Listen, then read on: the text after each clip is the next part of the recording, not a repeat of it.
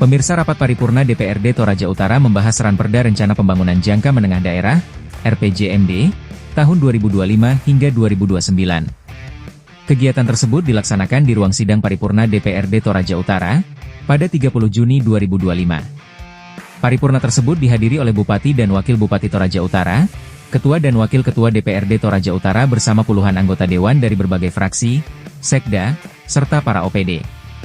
Dalam rapat tersebut, Firebird Utama Basang Ketua Fraksi Golkar menyampaikan kritik terhadap visi misi Bupati Toraja Utara yang dianggap tidak sesuai. Fraksi Partai Golkar mencermati di awal pemerintahan Saudara Bupati dan Wakil Bupati Toraja Utara 2025-2029. Secara spesifik kami melihat pada rencana anggaran pendapatan dan belanja daerah APBD Kabupaten Toraja Utara tahun 2025 terkesan tertutup. Maka pada kesempatan ini kami fraksi Partai Golkar mengingatkan kepada Saudara Bupati dan Wakil Bupati tentang fungsi dan tanggung jawab DPRD menurut Undang-Undang Nomor 23 Tahun 2014 tentang pemerintahan daerah, di mana fungsi DPRD yaitu penganggaran, budgeting, legislasi dan pengawasan. Yang sampai sekarang ini kami belum tahu seperti apa postur APBD kita tahun 2025. Apakah kita pakai yang ditetapkan pada bulan Desember 2024 atau dilakukan refocusing? Fraksi Partai Golkar juga mengingatkan kepada Saudara Bupati dan Wakil Bupati tentang Impres nomor 1 tahun 2025 tentang efisiensi anggaran sekiranya ini dipatuhi secara bersama-sama dalam menyusun dan menjalankan APBD Kabupaten Toraja Utara tahun 2025. Namun pada kenyataannya oleh Saudara Bupati dan Wakil Bupati mengabaikan Impres nomor 1 tahun 2025.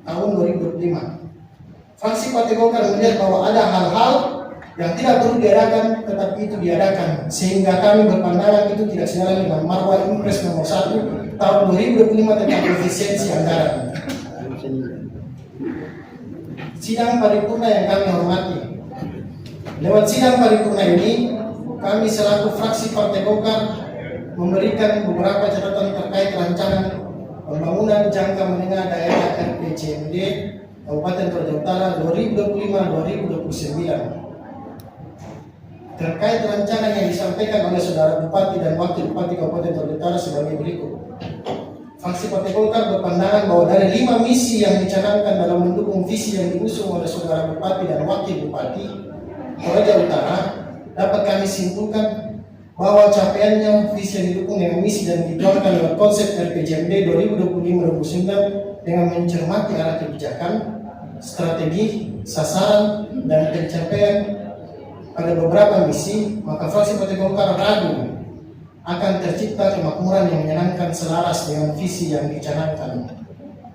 Adapun hal-hal yang kami maksudkan adalah sebagai berikut. Romawi 1. Peningkatan sumber daya. Fraksi Partai Golkar melihat bahwa pada arah kebijakan lebih dominan dengan program-program yang sifatnya normatif saja. Fraksi Partai Golkar berpendapat bahwa program tersebut tidaklah signifikan memberi dampak pada peningkatan sumber daya manusia dan akan berpengaruh luar biasa terhadap anggaran pendapatan dan belanja daerah APBD. Karena Saudara Bupati dan Wakil Bupati tidak fokus pada program-program yang menentu langsung peningkatan sumber daya manusia. Romawi 2. Meningkatkan pertumbuhan yang berkualitas dan berkelanjutan. Fraksi Partai Golkar mencermati Saudara Bupati dan Wakil Bupati terlalu banyak memberikan angin segar lewat bantuan keuangan yang menurut fraksi Partai Golkar ada baiknya jika masyarakat didampingi dengan program yang dapat meningkatkan kualitas dan integritas masyarakat dalam rangka menuju masyarakat makmur dan menyenangkan menuju Indonesia emas. Romawi 3. Pembangunan infrastruktur. Fraksi Partai Golkar mencermati program-program yang dicanangkan adalah merupakan program-program yang normatif. Kami tidak melihat hal-hal yang mungkin berdampak luar biasa untuk 5 tahun ke depan. Sementara pengadaan infrastruktur seperti bangunan, gedung dan prasarana laboratorium dan lainnya pada sektor pendidikan kurang mendapatkan perhatian. Romawi 4. Menciptakan kehidupan yang harmonis dengan lingkungan alam, adat dan budaya serta sesama manusia. Fraksi Partai Golkar melihat program yang dicanangkan tidaklah tercipta kehidupan yang harmonis menurut misi di atas. Dari ke-7 poin prioritas bagi fraksi Partai Golkar, program ini hanyalah merupakan beban bagi APBD Kabupaten Toraja Utara. karena tidak menciptakan program-program yang signifikan terhadap peningkatan kesejahteraan masyarakat. Romawi 5. Target indikator makro Kabupaten Toraja Utara tahun 2025-2029. Fraksi Partai Golkar berpandangan bahwa target dan capaian yang disampaikan dalam beberapa hal adalah normatif.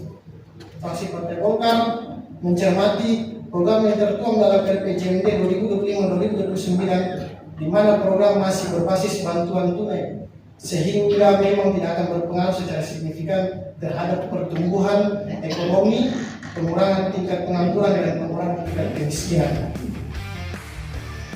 Menanggapi kritikan dari Ketua Fraksi Partai Golkar, Bupati Toraja Utara Frederick Victor Palimbong mengungkapkan, terkait dari fraksi Partai Golkar, kami juga mengapresiasi komitmen yang diberikan dalam ajakan bersinergi dan tentu konsisten untuk memperhatikan kesejahteraan rakyat.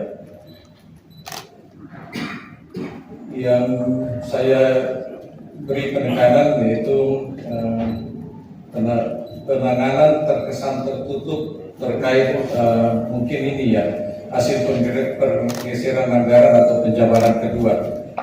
Dapat saya sampaikan di sini bahwa sesuai dengan penyampaian pada saat kami mengikuti retret di Magelang oleh Mendagri, disampaikan dan juga beberapa narasumber bahwa pergeseran atau penjabaran kedua sangat dimungkinkan, mengingat pemerintahan tentu apalagi yang berganti tentu punya visi misi yang berbeda dan menyesuaikan.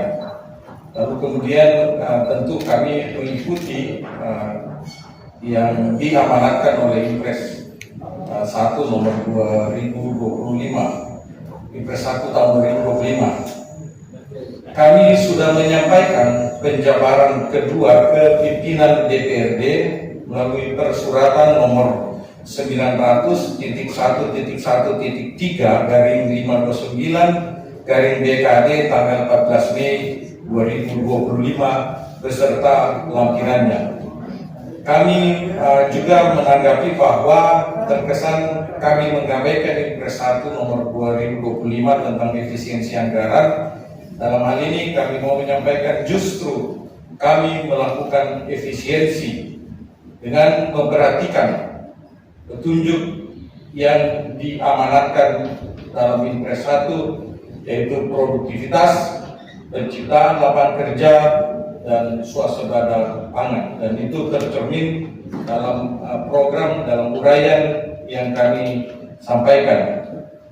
Kami melakukan pembatasan perjalanan dinas 50%, pemakaian ATK hanya maksimal 10%, lalu kemudian memperhatikan, mengkaji pemberian hibah yang sangat selektif, lalu kemudian melaksanakan pembatasan belanja honorarium dan pengalihan dari belanja yang bersifat seremonial, festival dan lomba-lomba dialihkan ke perbaikan fasilitas. Kami mencatat dari hasil penjabaran kedua tersebut, kita mengalokasikan 71% untuk infrastruktur jalan desa dan kabupaten, dan penanganan daerah atau daya tarik wisata, pertumbuhan ekonomi, dan pencegahan banjir, yakni di Kecamatan Awan, Buntu Pepasan, Barupu, Rantai Bua, Sesean, Tikala, Sadan, Walusu, Gesu, Sopai, Talulibu, dan Rantai Pau. Sekitar 12% ditambahkan pada fasilitas olahraga dan pendidikan. Sekitar 20% untuk penanganan lingkungan hidup, yakni pengolahan sampah terpadu, dan mitigasi bencana serta dukungan untuk KPH Sadang 2 dan pemeliharaan sungai. Sekitar 5% untuk penambahan program termasuk pembentukan koperasi, cadangan biaya tanggap darurat, jobfit, dan seleksi atau assessment, serta biaya untuk penerimaan CPNS dan P3K. Terhadap keraguan yang disampaikan oleh fraksi Golkar untuk peningkatan SDM dan bantuan keuangan yang tidak perlu, dapat kami jelaskan bahwa mulai tahun ini kami sudah menginstruksikan dimulainya meritokrasi penggunaan imun atau elektronik mutasi imun. Ini sesuai dengan penamaan dari BKN.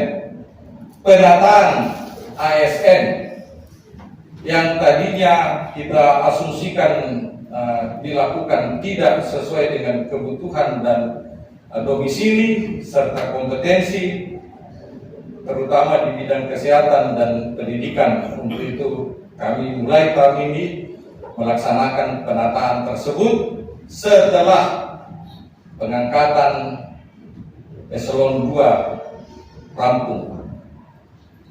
Juga kami akan melakukan pelatihan dan tentu saja ini memerlukan training matrix atau training need analisis dan kebutuhan organisasi.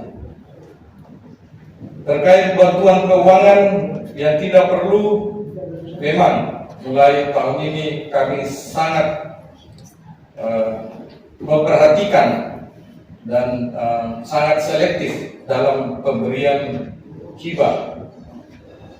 Membangun infrastruktur yang normatif, saya menyampaikan bahwa kami tidak saja sekadar wacana pada saat mengatakan bahwa pembangunan harus berkeadilan, pembangunan dimulai dengan pembangunan di daerah pedesaan, tapi dalam penjabaran tersebut, dalam penjabaran tahun ini kami langsung tancap gas, mulai dari alokasi penganggaran untuk awan, lalu kemudian untuk Parodo, lalu kemudian untuk Buntu Bepasan, lalu kemudian untuk rantai buah di Balusu yang tadinya dikatakan ada jalan anak tiri, tahun ini kita bangun. Kemudian Sada juga mendapatkan bagian, lalu kemudian Barana Pangli yang sudah 4 kali penganggaran gagal dieksekusi, tahun ini kita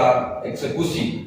Dan berita baiknya bahwa apa yang kita upayakan untuk pemeliharaan sungai yang tadinya anggaran 19,35 miliar itu diblokir, kita mendapat kabar baik bahwa blokirnya sudah dibuka.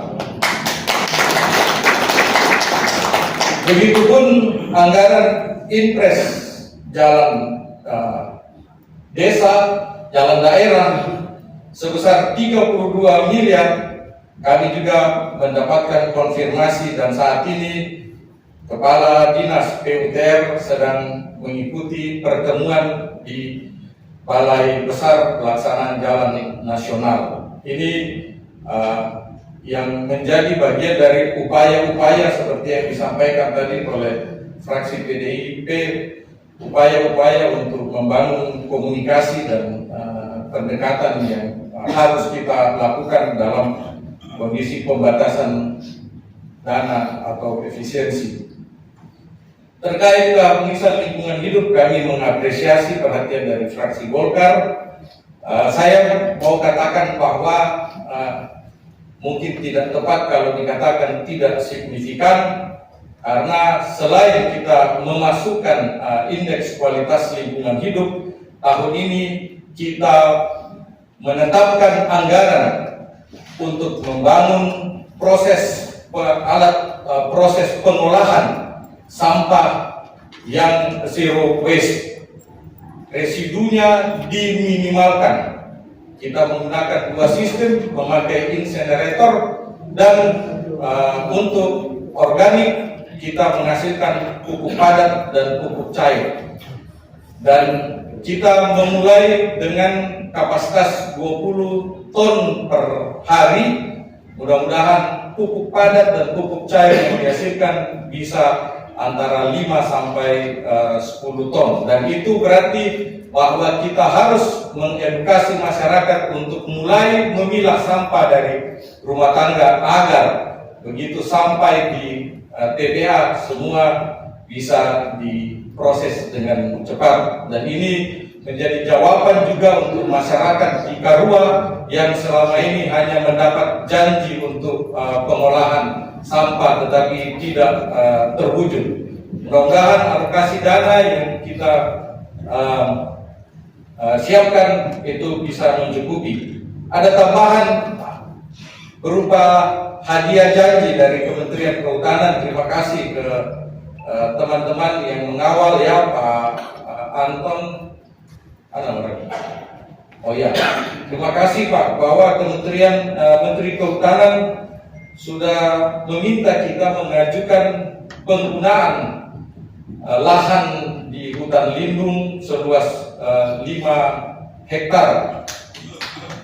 Ya, mudah-mudahan kita segera sudah lanjuti dan ini akan menjadi TPA cadangan kedua kita. Berikut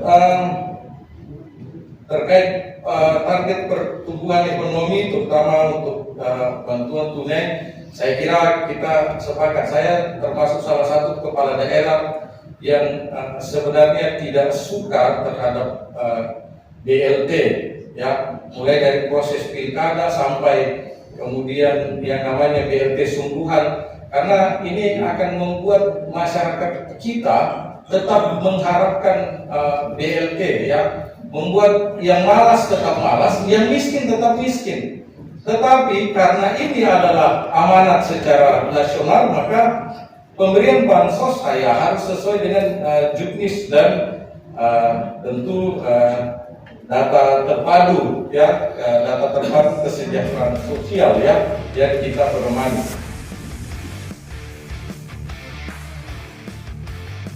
Rapat paripurna ini menunjukkan bahwa DPRD Toraja Utara berkomitmen untuk membahas dan menyempurnakan Ranperda RPJMD demi kemajuan daerah.